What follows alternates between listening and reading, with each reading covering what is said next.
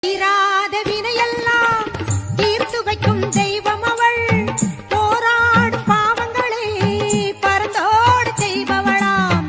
திருச்சாம்பல் அணிந்தோரை திடமுடனே காப்பவளாம்.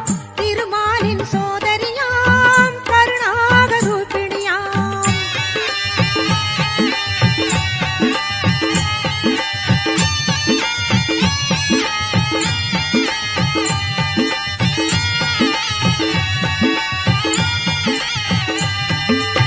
எங்கும் நிறைந்தவளாம் ஏகாந்த ரூபிணியாம். எங்கும் நிறைந்தவளாம் ஏகாந்த ரூபிணியாம்.